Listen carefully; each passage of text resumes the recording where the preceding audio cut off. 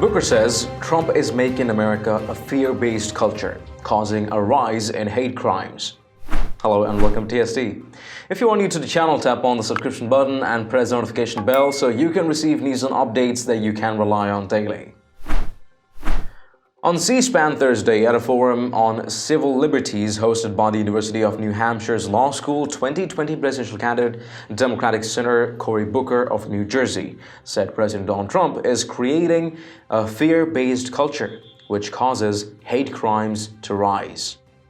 Booker said, "We have become so much more of a fear-based culture because of a president, from his immigration policies, which is striking fear to immigrant communities, all the way to his failure to even be able to condemning Nazis. We are seeing a rise in violence. Since 9/11, there have been more terrorist attacks driven by right-wing extremists, and the majority of those happen of white supremacists." Take a look at this. The current administration seems to be doing everything it can to be driving wedges between all of the minority communities in our country, whether they're Jewish communities, Black communities, brown communities, Hispanic communities, Southeast Asian communities, Muslim communities. And as we're seeing, there's a huge increase in hate crimes across our country, including ones just last week, at a rabbi's home during the celebration of Hanukkah, which is a celebration, for those of you who don't know, about a time when oppressed people fought back and won. And so I guess I'm curious, what do you see as some of the strategies we can do to reunite ourselves? I guess there are lessons from the most recent Star Wars movie that people are afraid to speak up when they think they're on their own, but when they realize that when we pull together we can overcome, that's the most critical part. So first of all, anybody from Jersey who's quoting Star Wars, God bless you, as a sci-fi fanatic. So this is one of the things that's making fear,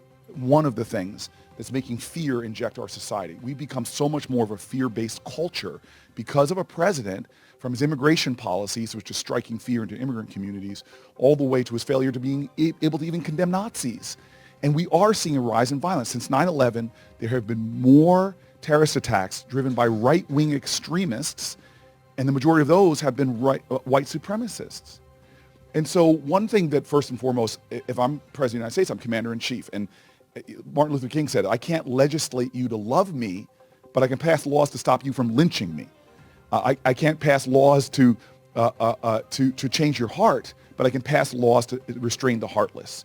We need to be doing a lot more to, number one, naming and acknowledging white supremacy, naming and acknowledging anti-Semitic violence, naming and acknowledging anti-Islamic violence, and then doing the things necessary to investigate it, to thwart it before it happens, and to better do the kind of things that we know, the kind of research that we know that can diffuse these things before they rise up into violent acts.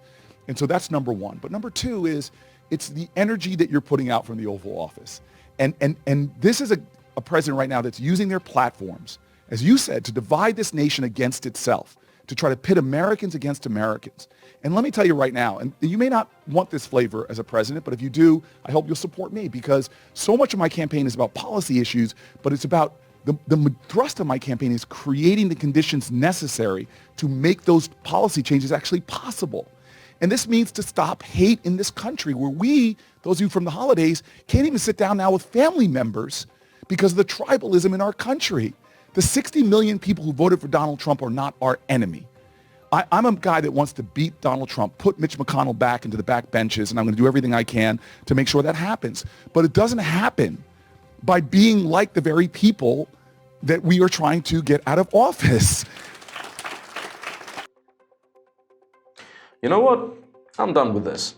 It's like Booker is the only guy who's ever spoken about this crisis. It's like Democrats are the only ones who ever speak up about it.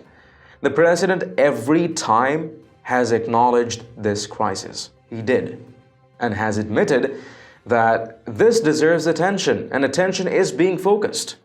Like, what do they expect? Overnight, these people will turn themselves over and transform into saintly figures with heavenly auras radiating from them? Let us know your thoughts on how much focus do you think the Trump administration is putting into hate crime solutions in the comments down below. And haven't you checked out the official TST story yet? It has a variety of Patriot-themed custom t-shirts, sweatshirts, mugs, phone cases, and a lot more. Make sure to take a look and maybe help us out by picking some products for yourself and your loved ones at great prices. It does make a huge difference to what we're doing here. Link in the description below.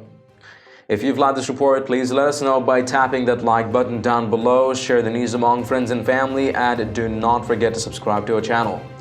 Stay tuned for more news and updates on TSD. This is David Ravine, and I'll see you in the next one.